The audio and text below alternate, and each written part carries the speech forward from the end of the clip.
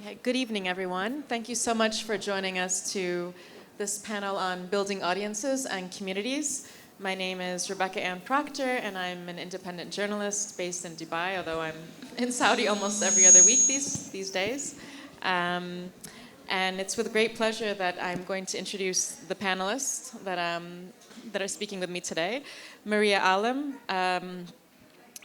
the Learning Program Manager at Hey Jamil. Yasmin Sabri, Head of Production and Operations at Noor Riyadh, and Nawaf Al-Harbi, Head of Strategy and Development at Miscart Institute. And I'm thrilled to be here today. I've attended 3 editions of Noor Riyadh, and I've been very fortunate to attend 3 editions, particularly the first one, which was miraculously staged during COVID. And I've watched the progression, from the beginning to now, and it's been really quite inspiring to see how art illuminates the city of Riyadh and how art has brought a lot of creativity, joy, and inspiration to people's lives here in Saudi Arabia. And I think, Noor Riyadh is one of many projects that are happening in the kingdom right now at an incredible pace that I've also been fortunate to witness over the last 5 to 6 years. And as this art infrastructure is growing in Saudi Arabia, the community is also growing, and the artists are growing, the curators are growing, as well as the institutes. There's so many new developments. And what's really important, I think, is this idea of building audiences, building communities, and that's what we will speak about today. And we have experts that can give us details on how art and creativity is transforming people's lives here in Saudi Arabia. So before we get into the questions, I just thought it'd be good if all 3 panelists explain a little bit about what they do at their respective organizations and their role and how they see art in the community here. Sure, thank you. Thank you for being here. Thank you for your kind words about Noor Riyadh. I'm Yasmin Sabri, and I've been with Noor since its inception. I'm an artist myself, and now I'm working as an advisor to the Royal Commission and supporting on Noor as well as other programs for Riyadh art and RCRC in general.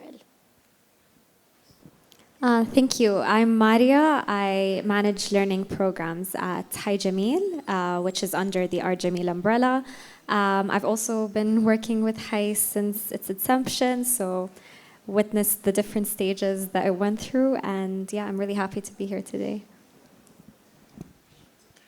Hi everyone, my name is Nawaf Al-Harbi. I work at Miscart Institute. Thank you, Rebecca, for the introduction, and thanks to Noor Riyadh for having us here.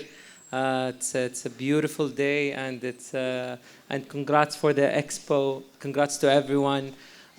So it's buzzing, and it's as Rebecca said, it's illuminating the city, and I'm excited to be here in this talk. Thank you. First to Yasmin, since we are in this period of Noor Riyadh, and you've been working, Yasmin, at Noor Riyadh and Riyadh Art for 3 to 4 years, and you've worked on a variety of different art festivals. Tell us about the experience of staging an art festival of this scale and what it means to work with public art in the community in the city of Riyadh.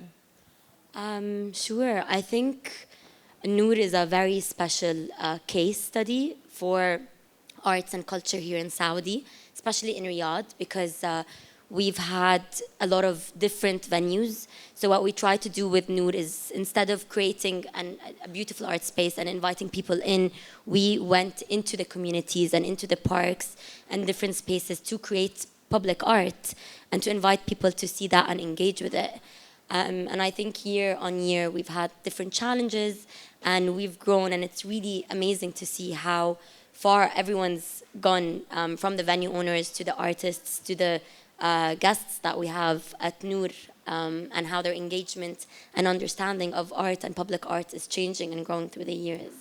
And what about the audience? Like, how do you use a work of art within all of these, from Tawak Sculpture and Proseum to Noor Riyadh, to really work with the audience? How do you kind of almost tailor-make the artistic experience to engage with, as I saw yesterday at Salam Park, there's families having picnics and also right next to the artwork.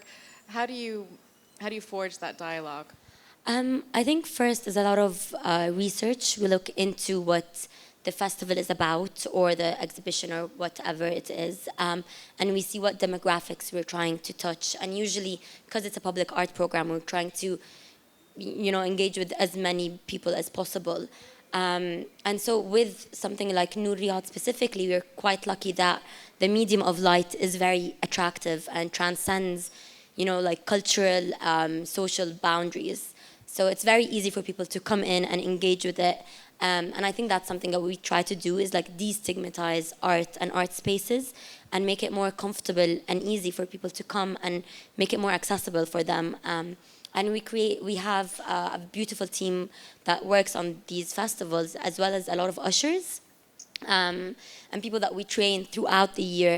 So we're also like developing the ecosystem from that. And then we have the ushers talk about the art with the artists and the people that come visit. And I think that's something that's really important, is to kind of go into the public spaces and create art that's more accessible and tangible, and something people can engage with and feel at home with. Yeah, definitely. I mean, you can see that firsthand for everybody who's going around Riyadh right now and engaging with the art exhibitions. Maria, at Hey Jamil, you're also, engaged with a variety of different exhibitions that are working with the community, and maybe you can tell us a little bit about what the word "hey" means in Arabic. That kind of again works with the surrounding Jeddah community and the larger Saudi community through art. Thank you. So the word "hay" means neighborhood, and that is really baked into the way that we work. So Hay Jamil is actually the second location for Art Jamil, and we have kind of Jamil Art Center in Dubai. So we kind of took a lot of learnings from that space, but kind of catered it to the community in Jeddah. So what's different there is that we actually, our location is within a residential neighborhood. Our building is built around like a central saha or courtyard to kind of foster the sense of neighborhood and community. And the space is utilized in a very kind of collective way. So we have spaces that we program as Art Jamil, and that includes High Arts, our contemporary art museum, High Cinema, our independent cinema, as well as learning spaces such as High Explorers, our children's space, and our library, and an upcoming maker space, and upcoming studios. So we have kind of these programs that we do, but we also have spaces that we rent out to what we call our high residents, and these are kind of grassroots organizations and entrepreneurs in the arts and culture that hit kind of or target communities that kind of or fill gaps that we don't necessarily cater towards. For example, we have Finnick, which is a community theater that targets kind of performers and stand-up comedians. We have Aish Academy, it's like a culinary arts and baking institute. We have Al-Muhtarif, which is a publishing house. So what that does is, with kind of having so many different communities and spaces, is it brings existing communities together into one space, and it encourages like exchange and cross-pollination in an organic way. So we kind of see, and so also it grants an exposure to communities that might have, someone, a stand-up comedian who might have not thought that they would be able to relate to a contemporary art show, or vice versa, which is kind of, I think, really special. Yeah. Yeah, definitely. I've luckily been able to experience it firsthand. I was there for the opening, and what's amazing is the multidisciplinary nature of Hay, and it's very colorful and sort of literally and figuratively, I think. Nawaf, at Miskar Institute, you're also developing, I'd say, sort of the idea of confidence and community building through art and culture. Tell us a little bit about how you're doing that through the various programs at the Institute. MISC Art Institute is a subsidiary of MISC Foundation, and the foundation overall focuses a lot on the community and creating opportunities for the community. In the Art Institute, our vision is to empower the growth of a thriving creative community and making arts accessible to all. So community is a key element in everything we try to offer. We always have access points to the community to be part of the conversation, to be actively engaged, rather than just being a viewer. So, and that happens across different levels. So, for example, in exhibitions, we host a lot of programming that is centered around the topic of the exhibition. We have talks program and panels and gatherings all year round, and carefully put to make sure that the community are not only influenced by the art, but they're also influencing the art and the artist. And in our residency programs, we make sure that the artists have the chance and the opportunity to present their artworks to the community and explain it to them. And we have also we try to introduce as well workshops in which the artists in the residency would engage more and more with the community to understand how they are interacting with the arts that they're making. Of course, and one of the pictures here shows Misk Art Week, which we invite a lot of the community and to come and attend and engage with a lot of different offerings. But it's also a listening tool for the Institute to understand how the community is being shaped and built, and to give them also the access to the arts on a very wide scale. Yeah. And you have the upcoming Misk Art Week. I think next week it's taking place. How do you, again, you've touched upon it just now, but how do you use the Art Week to engage further with the Riyadh community, children and adults, people of all ages? So Misk Art Week is very special. Misk Art Week was the first edition of Misk Art Week was in 2017, and that happened before even there is an art institute, right? And after a successful edition of Misk Art Week, His Royal Highness the Crown Prince, the founder of Misk Foundation, he decided to create a dedicated institute for the arts because of what they felt, from the community and how the community wants to be in this conversation. Before that, the landscape. We had a lot of artists, and there was a community that for the art, but it was siloed and it was separated, I would say, from the wider community. So, what Misk Art Week is trying to bring is to have a conversation through the wider community around art, and really fostering a dynamic conversation relationship between the art and the artists and the community, so they could inspire from each other. Yeah, you really see that happening. I think when you walk around Misk, as I did the other day, the art exhibition, there's a lot of dialogue happening with the artwork and the institute. Yasmin, again, maybe if you could go a little bit more into depth in terms of, you mentioned the role kind of working with the community, like you're talking about the ushers, or even it could be local Saudis that are having a picnic near the artwork. Yesterday, I was walking around Salam Park, and it's just incredible how many people there are enjoying the evening, but also stationed right next to beautiful artwork. How are you training them, engaging with the community through the art?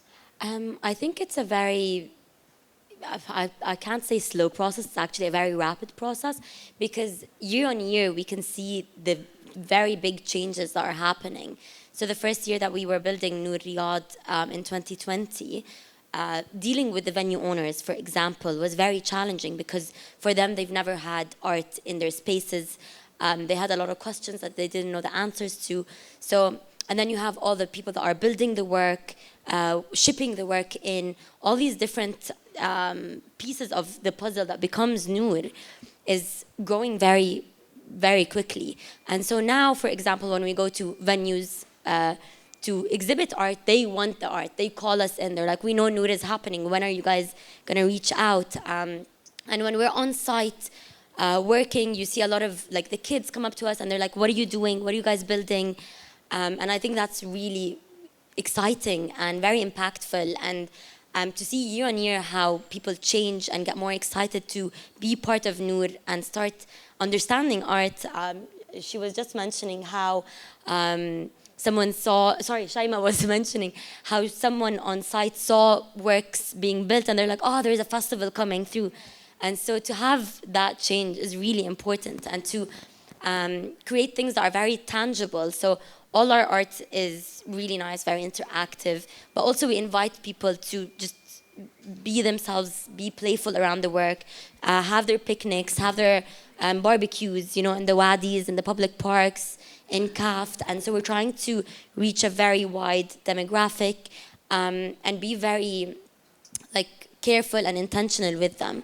And all the apprentices that we have, so throughout Noor, we have apprentices that come, that learn. We have a lot of internships. So people that are still in university come and start learning about the practice of art and all the different ways that the arts are growing in Saudi. And so that's very exciting to have them, you know, year on year grow and develop and become more excited and become stakeholders in this beautiful festival that we have.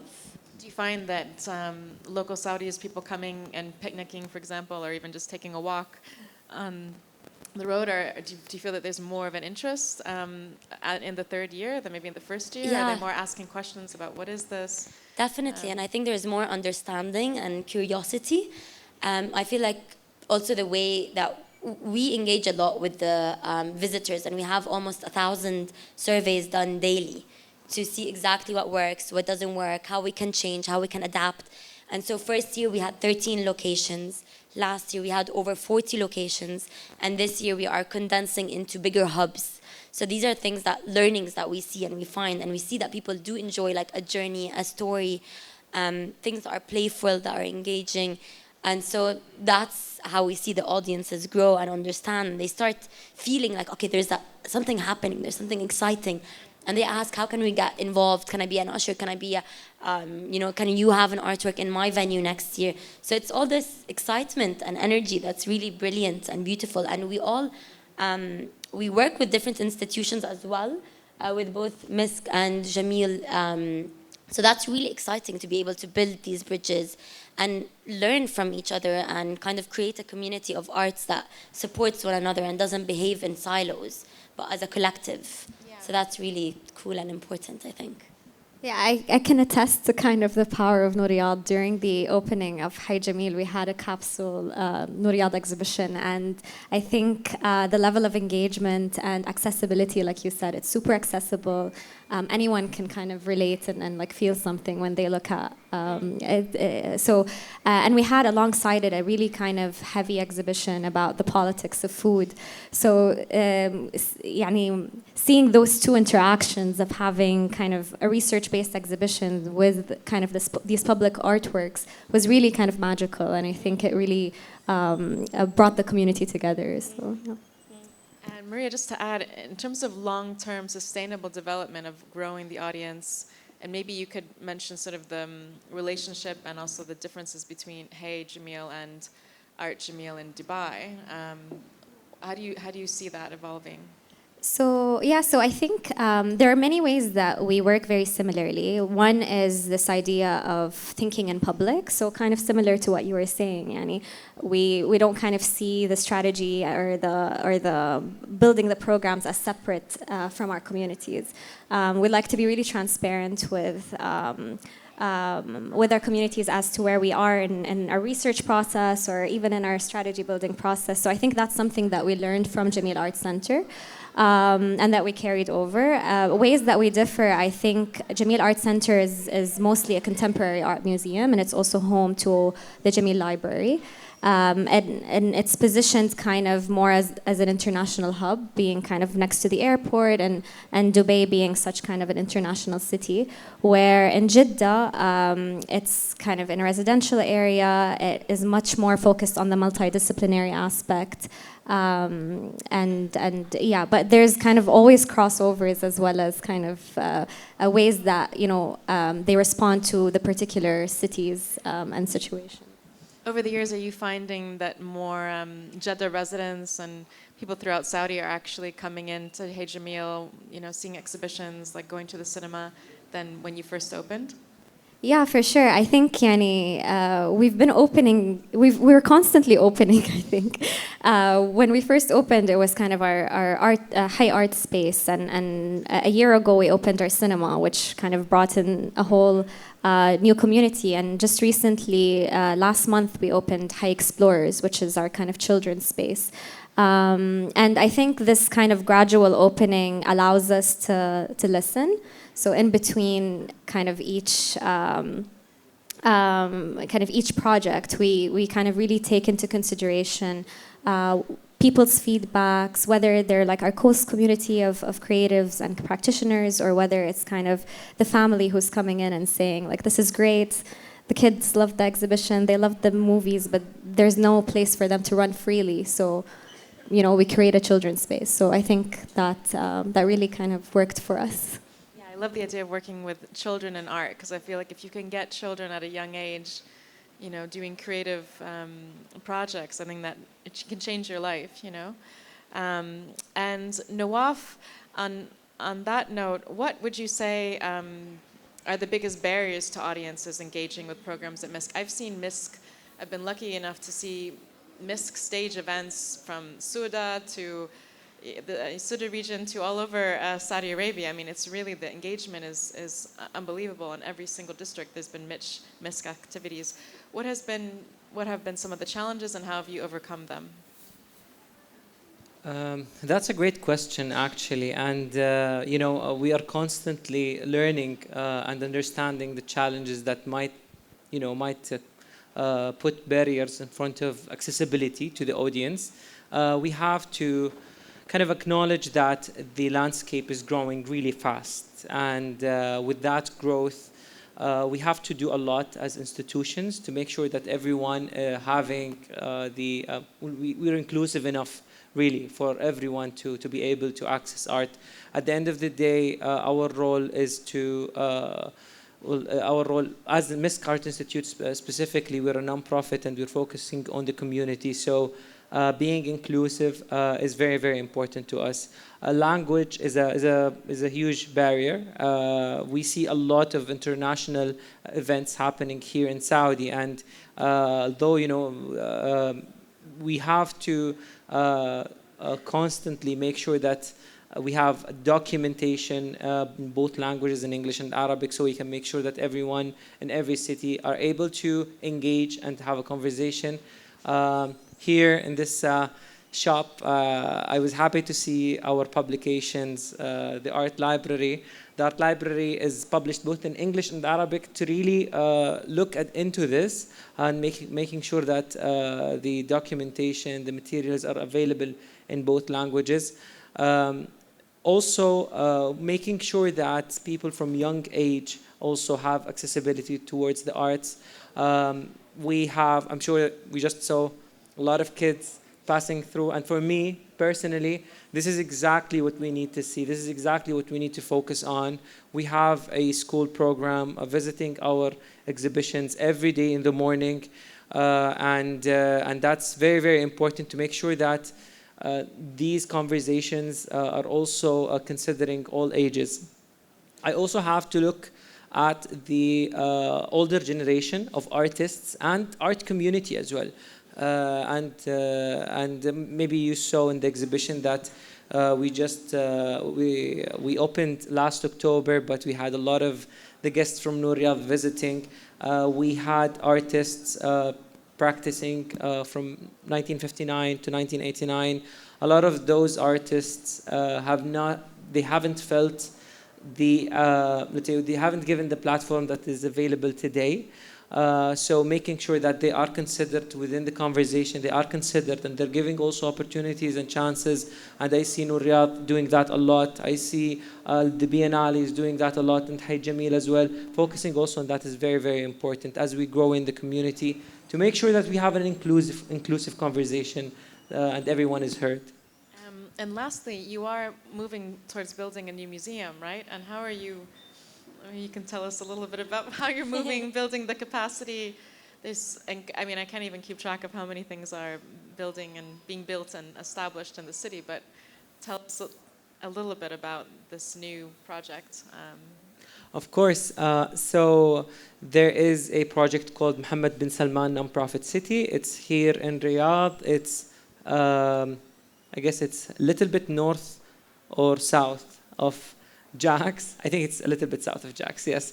And so this development project will host and house all of the MISC assets and a lot of other institutions from around the world, really. And we'll have 2 beautiful buildings there. One of them is dedicated to education, and another one is gallery spaces that are designed by the architect Anne Holtrop. And it's a beautiful building. We're expecting it to be opened end of 2025, hopefully.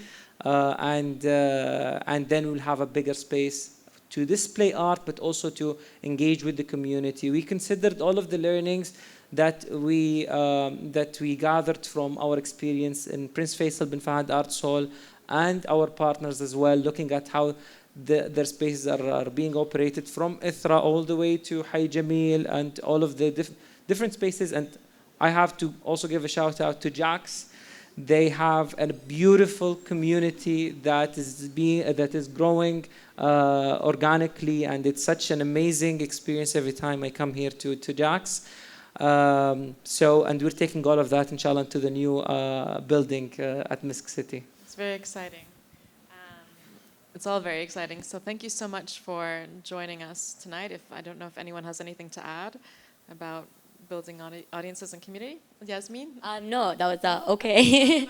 Okay. But one thing I'll add actually is, as he's saying, is the importance of community and spaces. So the first year we had Noor Riyadh, we had a group exhibition that was in CAFT, and it was a temporary space. And that was one of the biggest learnings we had, which is why we moved here to Jax, because we saw the importance of having a space where people can gather and come and discuss and be close to their community. So this is why the Riyadh Art Hub here was born, basically. And we're lucky to have the Noor Riyadh exhibition here, but hopefully we have more programming and things for the community throughout the year. So that's it. Thank you for having us.